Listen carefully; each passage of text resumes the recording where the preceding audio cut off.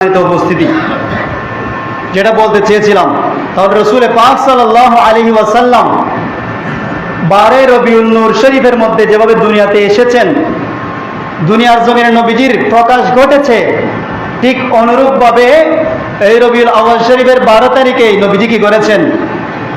দুনিয়া থেকে ওফাত লাভ করেছেন। তাহলে ওফাত লাভ করলে যেদিন এসেছেন সেদিন যদি খুশি হই, তাহলে যেদিন গিয়েছেন সেদিন দুঃখিত হওয়ার দরকার নাই, আসেনি? নাই তো কেন? কারণ শরীয়তে মুহাম্মাদিয়ার মধ্যে সুখ দিবস কয়দিন? 3 দিন। কয়দিন? সাধারণ মানুষের জন্য সুখ পালন করার সুযোগ আছে কয়দিন? 3 দিন। তো এই 3 দিন তো অনেক আগে চলে গেছে, এখন সুখ করার আর কোনো সুযোগ নাই। নবীজি বলেছেন, হায়াতি খায়রুল লাকুম ওয়া মামাতি খায়রুল লাকুম। আমি রসুলের দুনিয়াতে আসাটাও তোমাদের জন্য নিয়ামত, আমি রসুল দুনিয়া থেকে যাওয়াও তোমাদের জন্য নিয়ামত। সুবহানাল্লাহ। সুতরাং নিয়ামত পেয়ে মানুষ কি করে? খুশি উদযাপন করে। নিয়ামত পেলে মানুষ কি করে?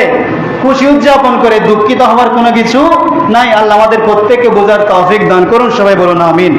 ওয়া আখিরু দাওয়ানা।